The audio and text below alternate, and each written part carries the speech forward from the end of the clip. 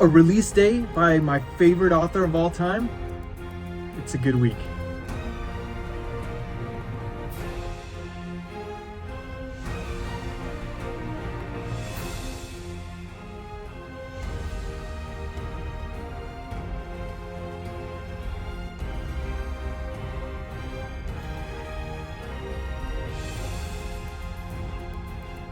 Hey everyone, welcome back to the channel. I'm Nikhil with Shelf-Esteem.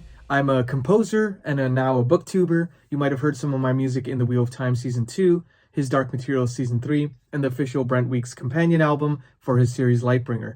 And this week was a very special week for me.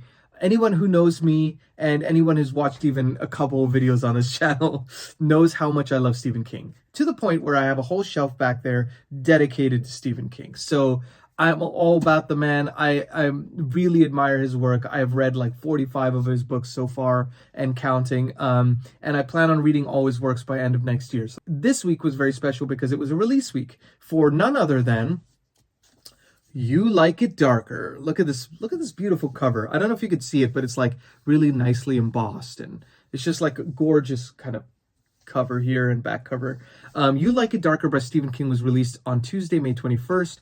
I really wanted to read it that day, and I was so excited. I was like tracking the Amazon shipment and like just like refreshing it over and over again. And then it arrived at my doorstep, and I eagerly tore open the box, only to remember, oh wait, I have work to do.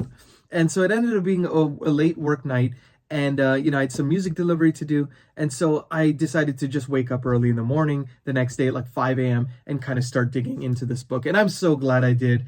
I have been having a blast with this book.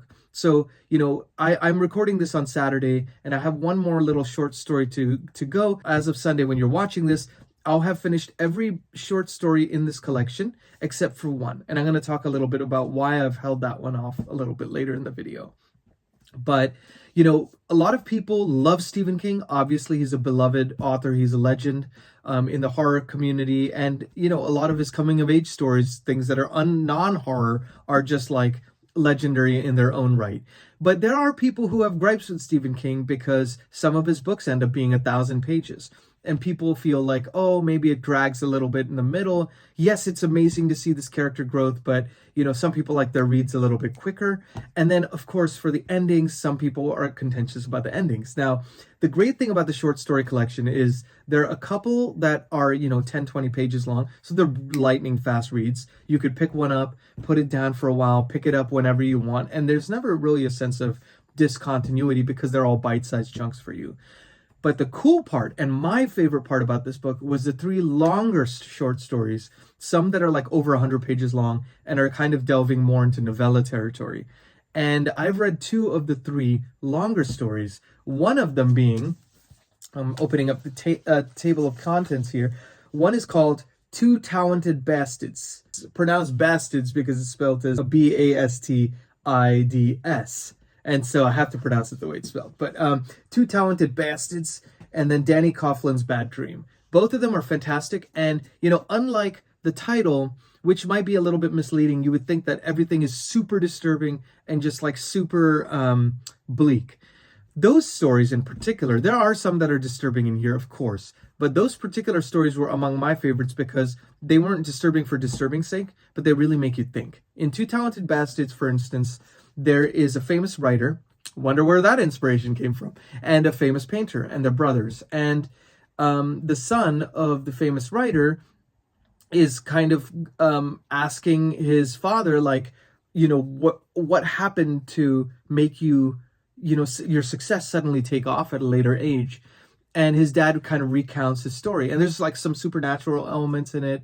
But what I loved about it was it really makes you question, and it kind of posits the question in the story.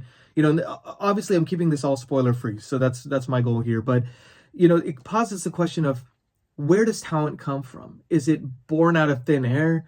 Is it developed? Is there a midway between? Where's that point where somebody goes from ordinary to talented?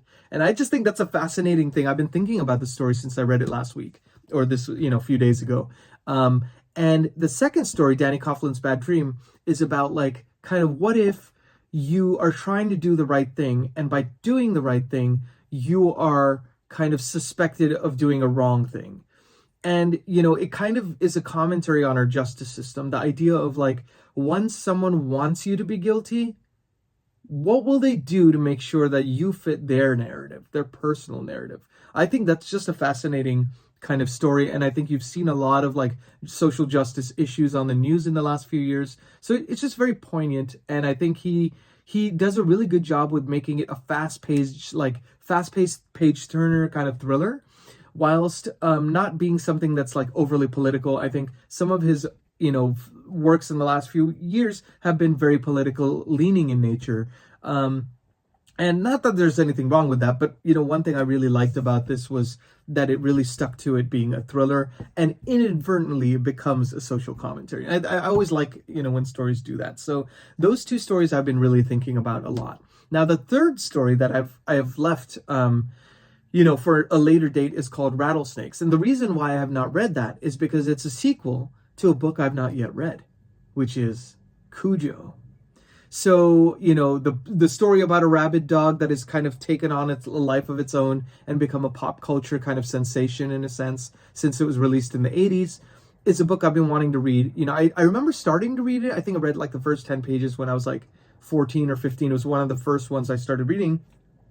I had to return the book to the library, and it was Love Unrequited, so I never got to actually, read it properly. And even if I read it then, I think it would mean something different to me to reading it now. So I'm very excited to read that. And so I hate leaving a book unfinished.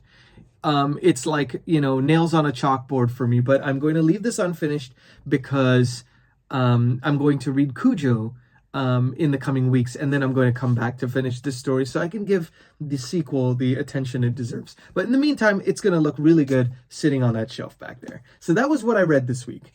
Other than that, I also got a chance to read another 100 pages of Joe Abercrombie's The Heroes, Book 2 in the standalone trilogy, and Book 5 of his first Law universe. There's 9 books in total. I'd mentioned it in a previous weekly update, which I'm linking up here. And his character work is just fantastic in this. I think this might be, this one isn't grabbing me in the same way that, say, like Best Served Cold, which is kind of more of a revenge story, did in its outset. But I get a feeling that when I finish this one, I'm gonna really enjoy it. So I've been enjoying the ride so far. I'm about halfway through now, and I'm excited to see where this goes. So it's kind of a quick update on this one. Not much more to report. I was very taken with the Stephen King book, obviously, and so sometimes when I don't know if this makes sense to you all, and I would love to know in the comments, like, if you all are mood-based readers or stick very strictly to a TBR schedule. So I've kind of fallen between. I love making TBR schedules, and I try to adhere to them as much as possible, but at the same time, it's kind of nice to be a mood-based reader at times. And when there's a release week, for my favorite author, of course, that's going to take precedence. Not to say I'm not enjoying this, though, and I'm excited to now give this the proper attention it deserves. So what am I going to read this coming week? So, of course, I'm going to finish The Heroes. This is top priority now, because now, I want to blast through the next half of this book without any interruptions, so I can really get into the story and the characters. Because I think there's like a fine line between, giving something a break so you can come back to it fresh, and giving it such a long break that you forget what the hell is going on. So I really want to make sure I give this my proper attention, because I know it's going to be great. So I'm going to read this, and then I'm going to read, I don't have the book with me, but I'm going to get it on Kindle, and then eventually get a hardcover, because it's my goal to have every hardcover of Stephen King, but I'm going to read Cujo. So I'm very excited to add another Stephen King book to the list of reading. And then if I have time to read the last story in You Like It Darker this week and Cujo, I'm going to try to get to those.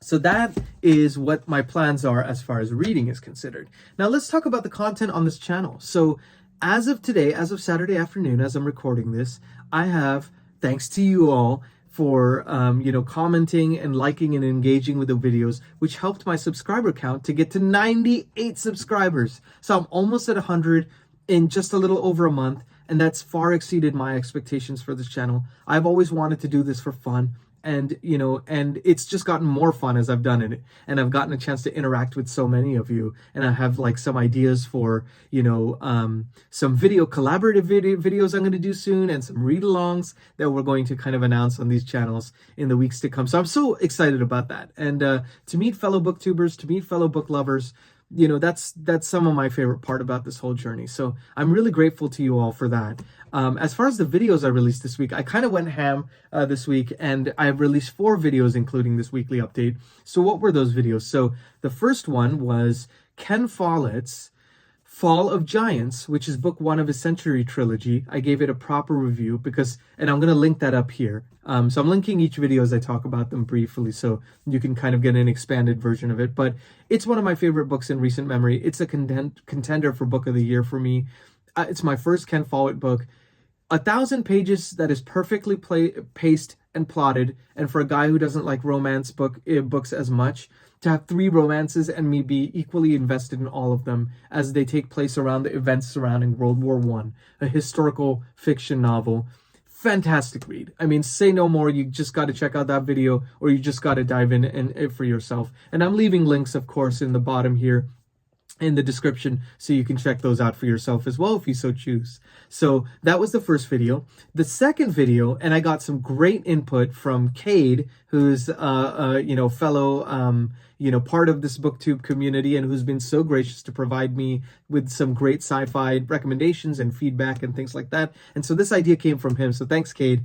And it was the 10 sci-fi novels and series that I want to complete. And, there's some series that I'd kind of started, and then a lot of the ones on that list are ones I've not even attempted yet. So I'm very excited to kind of, continue down the sci-fi track. So I had my 10, most priority ones. And of course, as soon as I put up the video, you all gave me such great comments that now I'm going to probably have to do an update on that, because it's like, there's so many more sci-fi books that I did not even know about that I want to discover. So that will be a video for another time, of course. But in case you're interested in checking that out, I'm linking it up here.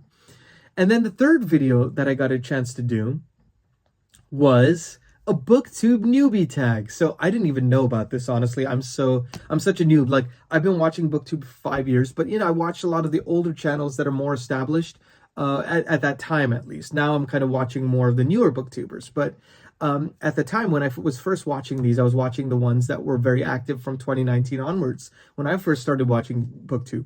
And so I didn't see like the newbie tag, and I didn't even really know what tagging was very much, but Just Book Girl TV, who's also a friend of the channel and was kind enough to suggest that, kind of sent me down that path. So I did my first video, and it's led to me meeting more booktubers and more people who love books. So I'm very excited about that. And so I released that on Friday, and now this one, of course, which is coming out Sunday.